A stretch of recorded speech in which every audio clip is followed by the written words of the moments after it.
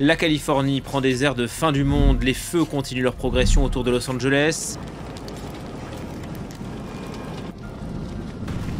Malheureusement, les incendies continuent de progresser, on vient Les d'apprendre. pompiers n'ont pas été en mesure de contrôler le début de l'incendie. Il y a une heure, cette rue était tout à fait intacte et vous le voyez derrière moi, un commerce est actuellement sous l'assaut des flammes. Dans cette vidéo, nous allons examiner de plus près comment les incendies de forêt de Californie se sont déclarés, en commençant par la région des Palisades, en passant par les collines d'Hollywood, y compris le quartier de Sunset, et en progressant vers les incendies d'Eaton, de Hearst et de Lydia. Plus de 7500 personnes sont activement impliquées dans la lutte contre les flammes. L'opération a déployé 1162 véhicules de pompiers, offrant un soutien au sol pour supprimer et contrôler la propagation de l'incendie.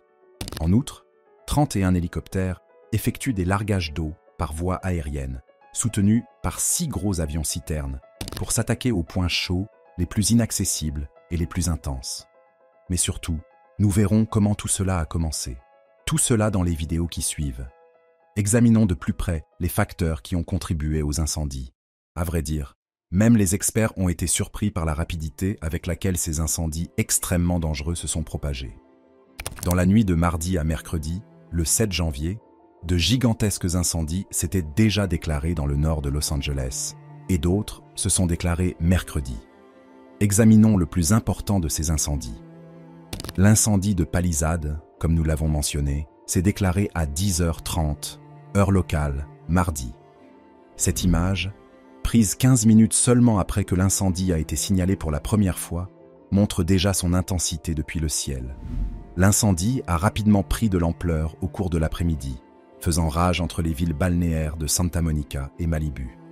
À minuit, il avait consumé près de 1214 hectares, détruisant de nombreux bâtiments et habitations si nombreux, en fait, que les autorités ont encore du mal à évaluer l'étendue des dégâts.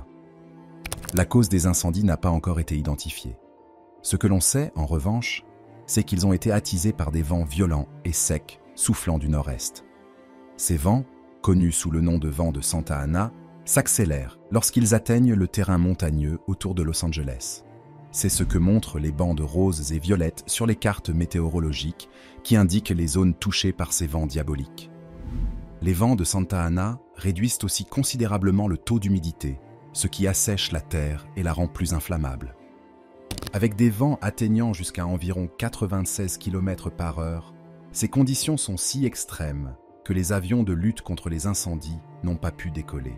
Les chefs des pompiers décrivent la combinaison d'un faible taux d'humidité, d'un sol sec et de vents violents comme l'une des pires conditions d'incendie que l'on puisse imaginer. Le sud de la Californie a récemment connu un été exceptionnellement chaud, avec presque aucune pluie pendant ce qui devrait être la saison des pluies. Cette carte illustre les précipitations des 60 derniers jours par rapport à la moyenne pour cette période. Les zones brunes autour de Los Angeles indiquent les régions qui n'ont pratiquement pas reçu de pluie, laissant la terre desséchée et hautement inflammable. Cette combinaison de facteurs a créé une situation désastreuse pour des milliers d'habitants de Los Angeles, dont beaucoup ont été contraints de fuir leurs maisons. Ces maisons, qui appartenaient souvent à des personnes riches et célèbres, ont été réduites en cendres en l'espace de quelques heures. Telle est la triste réalité à laquelle sont confrontés les Californiens, qui doivent faire face à une saison des feux de forêt de plus en plus intense et prolongée. 7 incendies sont actuellement en cours en Californie. L'incendie de Palisades a été signalé pour la première fois à 10h30, le mardi 7 janvier. En l'espace de 20 minutes, il est passé d'un incendie de 8 hectares à plus de 81 hectares. Dans la nuit de mercredi à jeudi, l'incendie s'est étendu à environ 6475 hectares. Au moins 30 000 personnes ont reçu l'ordre d'évacuer leur domicile. L'incendie d'Eaton a rapidement pris de l'ampleur pour couvrir 404 hectares dans les 6 heures qui ont suivi son déclenchement. Il s'est déclaré à Altadena, dans les collines surplombant Pasadena, vers 18h30, heure locale, mardi. Mercredi soir, l'incendie s'était étendu à plus de 4046 hectares et 5 décès ont été signalés. L'incendie de Hearst a commencé à brûler juste au nord de San Fernando, vers 22h10, heure locale, mardi. Il a rapidement atteint une superficie de 343 hectares, selon les autorités locales, et a déclenché des ordres d'évacuation dans la ville voisine de Santa Clarita. L'incendie de Woodley s'est déclaré dans le parc de Woodley vers 6h15, heure locale, mercredi. Selon le service des pompiers de Los Angeles, il a été entièrement circonscrit. L'incendie d'Olivas s'est déclaré dans le comté de Ventura, au nord-ouest de Los Angeles, et a brûlé sur environ 4 hectares. Il a également été entièrement circonscrit. L'incendie de League s'est déclaré vers 14h mercredi dans la région de Mount Misery-Acton, au nord de Los Angeles. Il s'est étendu sur près de 141 hectares et, à 21h, il était contenu à 40%. L'incendie de Sunset s'est déclaré vers 18h dans les collines d'Hollywood, un quartier résidentiel surplombant le quartier historique d'Hollywood.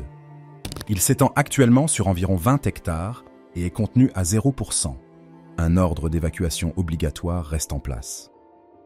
D'importants problèmes de financement ont également pu entraver les efforts de lutte contre les incendies.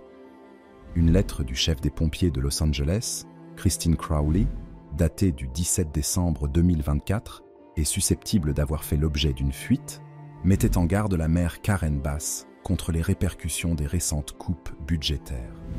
Selon cette lettre, la réduction de 17 millions de dollars du budget du département a sérieusement limité sa capacité à se préparer, à s'entraîner et à répondre aux urgences de grande ampleur, y compris les incendies de forêt.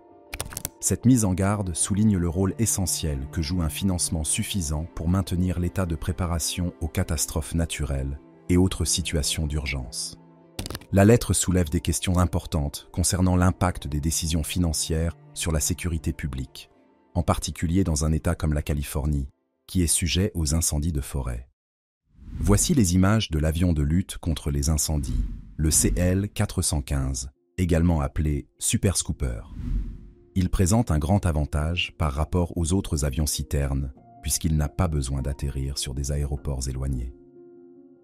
Le fonctionnement du CL-415 commence par l'approche de l'avion vers une source d'eau.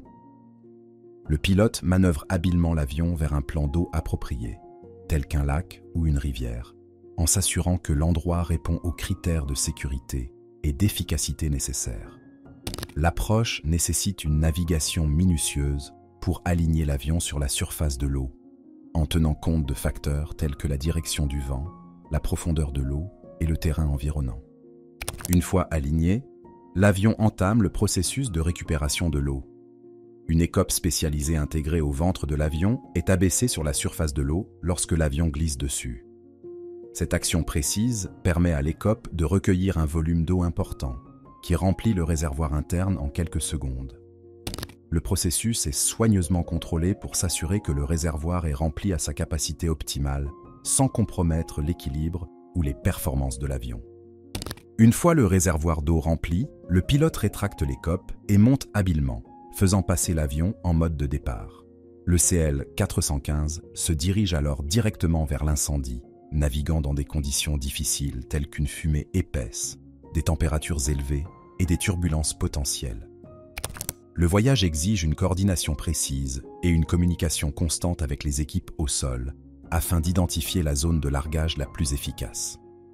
Lorsque l'avion s'approche de la zone cible, le largage d'eau est effectué. Le pilote libère l'eau du réservoir de manière contrôlée, en veillant à ce qu'elle cible directement les flammes ou les zones environnantes, afin d'étouffer et de circonscrire l'incendie. Le moment et la précision du largage sont essentiels, car ils maximisent l'efficacité de l'opération tout en minimisant les risques pour les environnements environnants. Après le largage, l'avion retourne à la source d'eau désignée pour répéter le processus. Ce cycle d'écopage, de départ et de largage se poursuit autant que nécessaire, démontrant l'efficacité et la fiabilité du CL-415 dans la lutte aérienne contre les incendies.